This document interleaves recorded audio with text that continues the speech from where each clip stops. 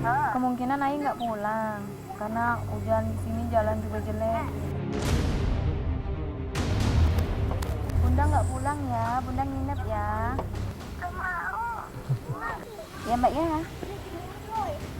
Jangan marah ya Nak ya. Satu sisi harus mengurus keluarga, satu sisi juga harus mengurus warga di kampung yang menunggu pertolongannya untuk bisa mendapatkan kondisi kesehatan yang lebih baik.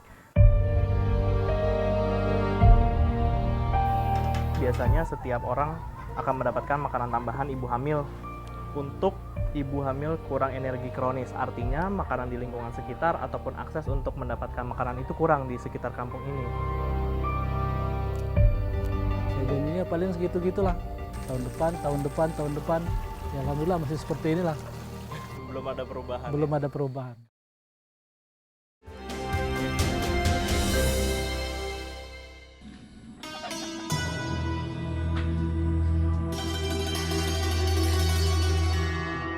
Yuni Tri Kurniasari adalah seorang bidan desa yang tinggal di Kabupaten Seluma, Provinsi Bengkulu.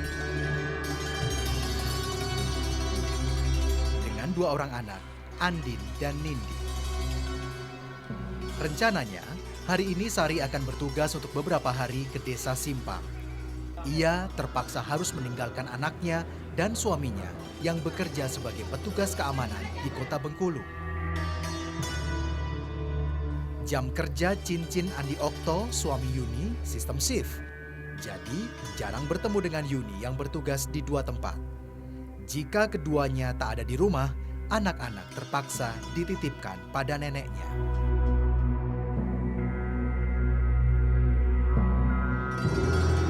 Bu, nanti Ai nitip anak-anak ya, Ai kerja ke Kais ya. Ya, mudah-mudahan cucu ibu itu nggak rewel. Berat memang meninggalkan anak-anaknya di rumah. Tapi tanggung jawab sebagai bidan desa tak bisa Sari tinggalkan.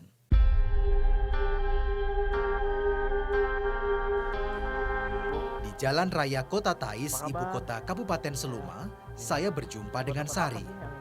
Kami lalu menuju apotek untuk membeli obat-obatan yang akan dibawa ke Desa Simpang, tempat Sari bertugas.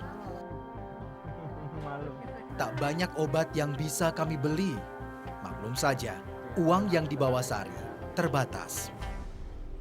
Ibu, ini uang dari puskesmas atau uang pribadi? Pribadi. Oh, dari puskesmas dapat jatah obat? Ada sih. Ada ya. Tapi itu nggak mencukupi untuk. Cukupi karena kan di puskesmas itu kan puskesmasnya induk ya. Jadi dia dapat desanya itu kan 10 desa. Uang honor yang diterima Sari setiap bulannya memang ia sisihkan separuh untuk membeli persediaan obat dan ongkos transportasi keluar masuk Desa Simpang. Jika ia tak membeli obat, stok dari puskesmas induk yang ada di Kecamatan Puguk jauh dari mencukupi. Usai membeli obat, kami bersiap menunggu jemputan. Karena medan yang cukup berat, kami dijemput warga Desa Simpang dengan mobil double gardan. Dari kota Tais menuju Desa Simpang sebenarnya tak jauh, hanya berjarak 5 km saja.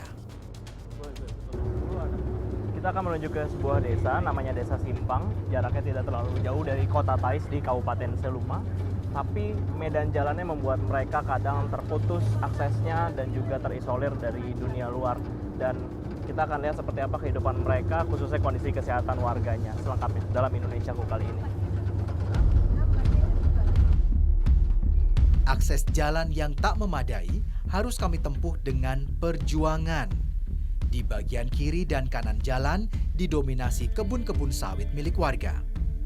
Di beberapa bagian jalan sengaja diberi batu oleh aparat Desa Simpang agar jalan tanah tak semakin licin saat diguyur hujan. Menggunakan mobil double gardan saja tidak cukup. Kedua roda di bagian belakang harus dipasangi rantai karena medan akan semakin sulit. Kabarnya medan jalan di depan lebih hancur karena jalannya tanah berbatu. Jadi ban belakangnya dipakaikan rantai seperti ini supaya nggak licin ya Pak? Ya, supaya nggak licin. Total panjang jalan yang rusak sebenarnya hanya 3,7 km.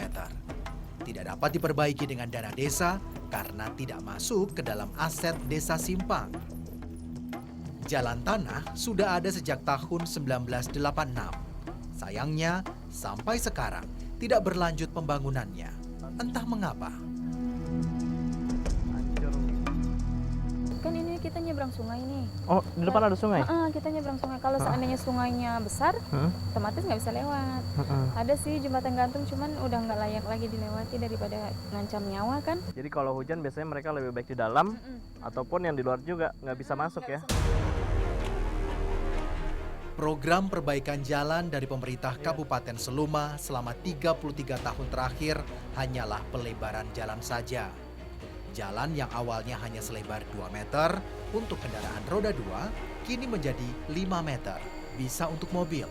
Ini kondisi jalan kabupaten penghubung antar desa, dan kondisinya ya seperti ini, makanya kita memilih turun dari mobil karena kalaupun dipaksakan ada di dalam mobil ya kita harus berguncang-guncang, berbenturan dengan badan mobil. Jadi lebih baik turun ya. Jika musim penghujan, Sungai Simpang airnya naik. Jika sudah begitu, tak ada kendaraan yang bisa melintas. Tak ada warga yang berani menyeberang karena berbahaya. Akibatnya, akses masuk keluar Desa Simpang menjadi terputus.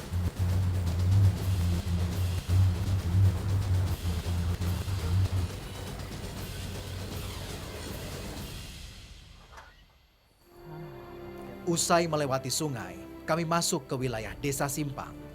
Meski belum diaspal, akses jalannya sudah cukup baik. Rantai pada roda belakang sudah bisa dilepas. Apa maju sedikit ya berarti ya? Pak Edi, ini setiap hari harus pakai rantai? Ini kalau musim hujan. Kalau musim hujan kayak gini ya? Pak, ini kan Bapak setiap hari bawa penumpang ke dalam. Itu bisa berapa kali pulang balik dalam sehari? Dalam sehari 3 kali pulang balik. 3 kali pulang balik.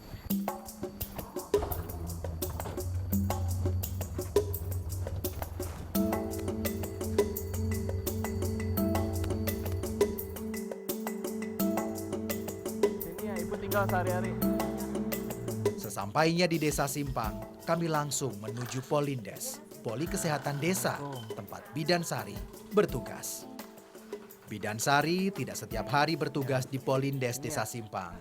Ia bertugas ganda sebagai bidan tunggal di Desa Simpang dan sebagai bidan di Puskesmas Induk di wilayah Puguk.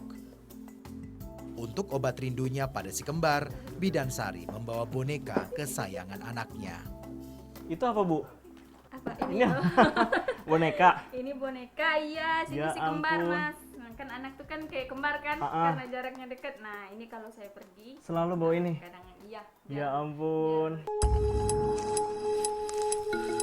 Ini Obat-obatan yang tersisa di lemari cukup banyak. Sayangnya, untuk obat penyakit yang tidak banyak diderita warga Desa Simpang. Sementara, obat-obat yang dibutuhkan warga tentunya lebih cepat habis. Untuk itulah, Bidan Sari harus merogoh koceknya sendiri membeli obat. Kadangan saya Belum selesai kami merapikan Polindes, warga sudah berdatangan. Bidan Sari memang ditunggu-tunggu warga. Sosoknya teramat penting bagi warga Desa Simpang. Apalagi, ia tak setiap hari ada menjalankan tugasnya. Tugas utama Bidan Sari sebenarnya hanyalah melayani pasien ibu hamil dan memeriksa kesehatan bayi. Namun, di tengah keterbatasan, warga menganggap Bidan Sari layaknya dokter sekaligus perawat untuk semua penyakit. apa yang kurang peralatannya di sini? kalau seharusnya yang mau untuk memenuhi persyaratannya masih lampu sorot harus ada ya. Iya ya, lampu. Terus tuh tabung oksigen kita belum ada tabung oksigen. Kemudian untuk ininya inkubator, untuk inkubator yang tangan ya, yang pertama aja gitu yang Itu nggak ada ya? pertama. Sebenarnya kan memang harus ada box bayi ya, Iya. box bayi, tapi karena ini kan saya kemarin waktu anak-anak di sini ini ada punya anak karena anak udah besar, daripada ini udah dimanfaatkan aja untuk di sini.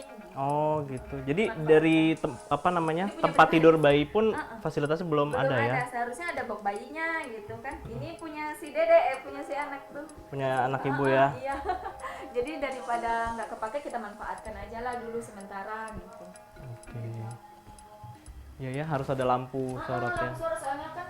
Oke, penerangan kita kalau di situ seandainya kita harus heating atau apa kan. Iya. Kalau saya biasanya kalau misalnya. Tapi pernah Bu waktu persalinan ada ada kasus-kasus khusus yang harus Ibu tanganin Iya, gitu? misalkan harus dijahit kan atau apa, kita pakai ini nih lampu kepala itu sementara Darurat ya? Peraturan Menteri Kesehatan Nomor 97 Tahun 2014 Pasal 14 Ayat 1 menyebutkan bahwa persalinan harus dilakukan di fasilitas pelayanan kesehatan. Jika tidak, maka ada sanksi dan denda. Namun, apabila jarak dan kondisi geografis tidak memungkinkan, bidan diperbolehkan untuk membantu persalinan di luar fasilitas pelayanan kesehatan, misalnya di rumah warga. Ternyata, di luar masih banyak pasien yang menunggu. Mereka ingin memeriksakan anak-anaknya.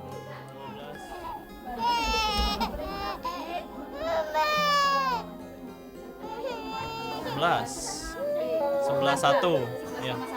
11,1.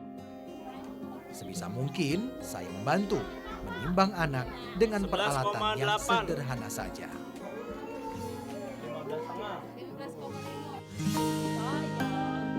Mayoritas anak-anak desa Simpang kerap terserang demam yang disertai flu dan batuk.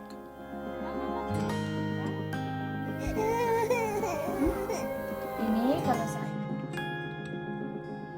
Obat-obatan yang kami bawa sudah hampir habis. Padahal baru hari pertama Bidan Sari bertugas. Semoga saja tak banyak lagi warga desa Simpang yang sakit.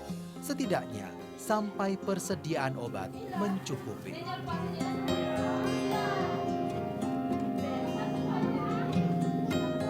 Badan sehat? Bunda nggak pulang ya, Bunda nginep ya.